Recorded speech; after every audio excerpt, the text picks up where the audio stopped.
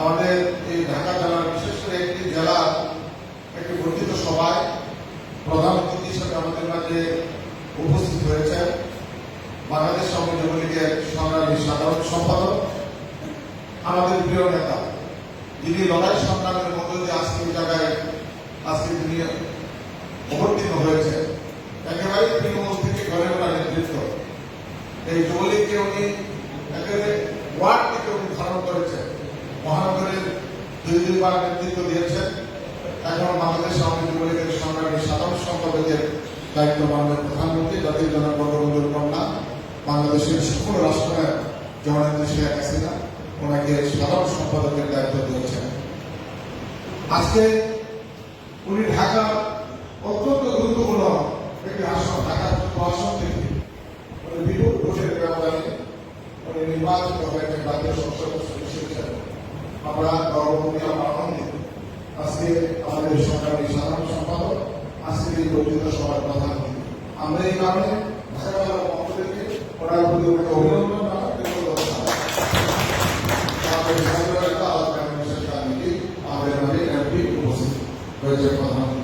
কিছুক্ষণ আগে প্রধান বক্তা হিসেবে যিনি বক্তব্য রেখেছেন, যাকে চেয়ারম্যানের সাধারণ সম্পাদক এই ঢাকা বিভাগকে, ঢাকা দক্ষিণ বিভাগকে তিনি দেশ সাজানোর জন্য, শক্তিশালী করার জন্য তাকে এই সাংগঠনিক দায়িত্ব দিয়েছেন। আমিও তার সাথে যুগ্ম সাধারণ সম্পাদক হিসেবে দায়িত্ব পালন করছি। আমাদের প্রিয় ভাই, সংগ্রামী যুব নেতা, বীর চক্রবর্তী সন্তান ডক্টর শহীদুল্লাহ চৌধুরী আছেন, উপস্থিত আছেন এই ঢাকা জেলার সংগ্রামী যুব আহ্বায়ক বৃন্দ, আমাদের মাসুদ, আমাদের শেখমাই, আমাদের উপস্থিত যাদেরকে ঘিরে আছে এই বর্ধিত সভা, আমাদের আমন্ত্রিত অতিথিবৃন্দ, এই ঢাকা জেলার এই আহ্বায়ক কমিটির সম্মানিত নেতৃবৃন্দ, এই ঢাকা জেলার 10টি ইউনিট, বিভিন্ন উপজেলা থেকে সভাপতি, সাধারণ সম্পাদক, আহ্বায়ক যুগ্ম আহ্বায়ক বৃন্দ, পৌরসভা থেকে সভাপতি, সাধারণ সম্পাদক, আহ্বায়ক যুগ্ম আহ্বায়ক বৃন্দ, উপস্থিত সবাইকে আমি সালাম ও শুভেচ্ছা জানাচ্ছি। প্রিয় বন্ধুগণ, ইতিমধ্যে আপনারা জানেন যে বর্ধিত সভা একটি সংগঠনে পুঙ্খানুপুঙ্খানুভাবে একটি সংগঠনের বিভিন্ন দিক বিশ্লেষণ করা হয়। সংগঠনের গতি একটি বর্ধিত সভার মধ্য দিয়ে আগামী দিনের সংগঠনকে গতিশীল করার জন্য বিভিন্ন সিদ্ধান্ত গ্রহণ করা হয়। একটি সংগঠনকে যুগ উপযোগী ভাবে এই সময়ের সাথে তাল মিলে কিভাবে এই সংগঠনকে দেশ সাজানো হবে তার একটি পূর্ব পরিকল্পনা একটি বর্ধিত সভার মধ্য দিয়ে আমরা সেটা প্রণয়ন করা হয়। আজকে আমরা বিভিন্ন ইউনিটের সভাপতি, সাধারণ সম্পাদক যারা আছেন তারা তাদের বিস্তারিত বলেছেন যে আমরা শুনেছি, আমরা অবগত হয়েছি যে আমরা দেখেছি যে 9টি ইউনিট কোনোটারই 10 বছরের নিচে কারো বয়স না, সময়কাল কখনো আহ্বায়ক কমিটি, ফুল প্রেসিডেন্ট কমিটি 10 বছর থেকে আমি দেখেছি প্রায় 25 বছর তাদের বয়সটা, আয়ুটা। আমরা সেটার থেকে আমরা বেরিয়ে আসতে চাই। সেই কারণেই কিন্তু আজকের এই বর্ধিত সভা, আমাদের নেতা আজকের এই বর্ধিত সভার প্রধান অতিথি, উনি আপনাদেরকে দিক নির্দেশনামূলক বক্তব্য দিবেন। আপনাদের কি করণীয়, আমাদের কি করণীয়, কিভাবে দ্রুত এই ঢাকা জেলাকে একটি শক্তিশালী সংগঠন হিসাবে বেড়ে সাজানো যায়।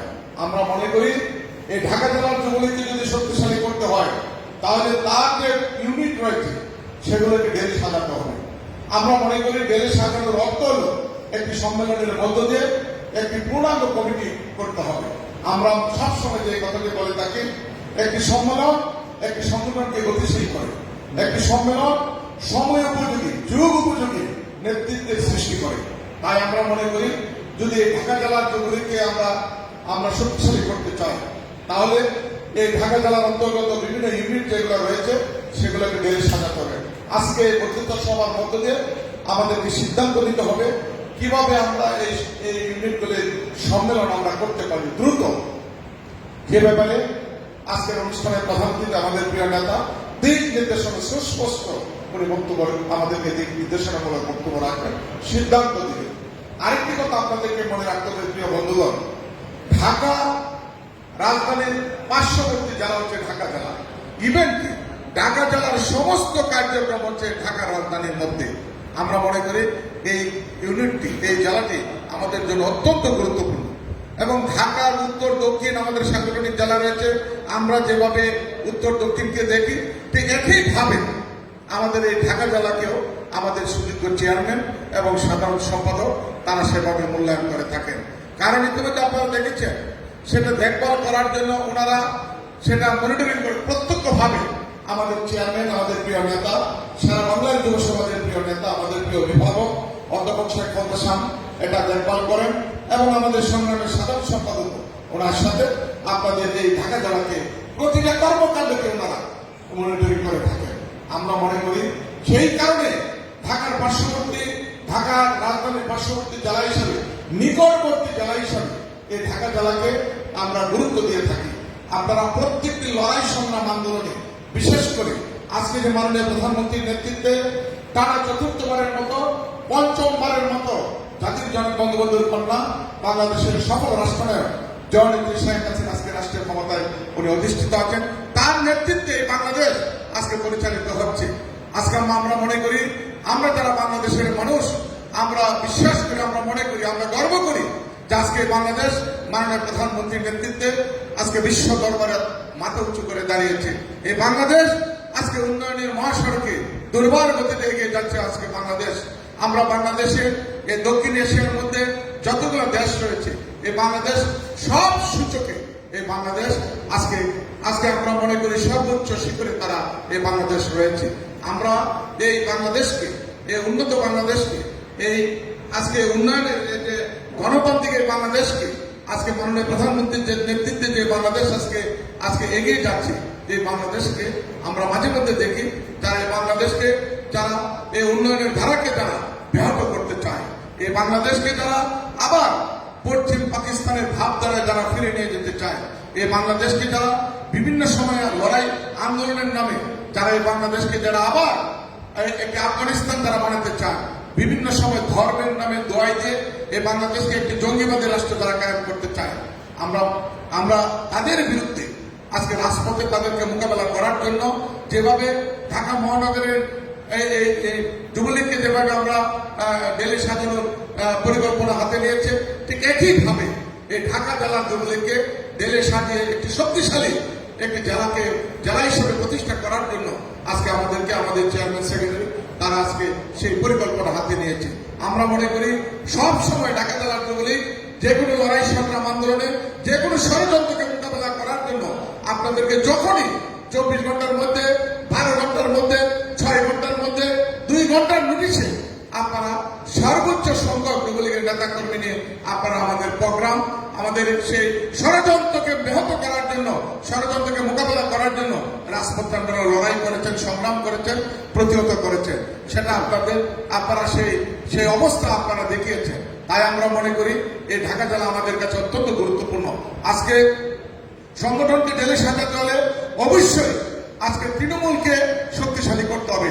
তৃণমূলকে শক্তিশালী করতে হলে একমাত্র প্রয়োজন হচ্ছে সদস্য সংগ্রহ করা। আমাদের সদস্য সংগ্রহ যে একটা কর্মসূচি রয়েছে সেটা অব্যাহত রয়েছে। আপনারা সদস্য সংগ্রহ করতে হবে। প্রতিটা উপজেলায়, প্রতিটা ইউনিয়নে, ওয়ার্ডে ওয়ার্ডে নতুন নবায়ন করতে হবে, সদস্য সংগ্রহ করতে হবে। এটাও কিন্তু আপনাদের একটি কাজ।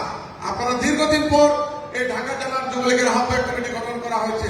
আপনারা কিন্তু একটি গুরুত্বপূর্ণ দায়িত্বশীল ব্যক্তি। আপনারা ঢাকা জেলার 41 সদস্য কমিটি যারা রয়েছে, আপনাদেরকে দায়িত্বশীলতার পরিচয় দিতে হবে এবং গুরুত্বপূর্ণ দায়িত্ব আপনাদেরকে পালন করতে হবে।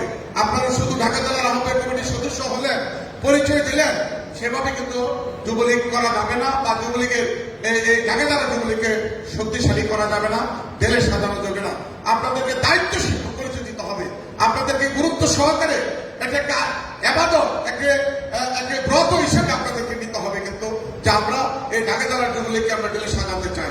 আমাদের নেতা বিস্তারিত বলবেন, শুধু একটি কথাই বলবো, আমরা আসুন আজকের এই বর্ধিত সভার মধ্য দিয়ে আমরা যে সিদ্ধান্তগুলো আমরা নেব, আমরা প্রতিটা উপজেলায় কিভাবে আমরা সম্মেলনের তারিখ করব এবং কিভাবে আমরা ডেলে সাজাবো, প্রত্যেকটি তারিখ, প্রত্যেকটি আমাদের যে চিন্তা ভাবনা আপনাদের আমরা সবাই মিলে আমরা সেটা বাস্তবায়ন করব।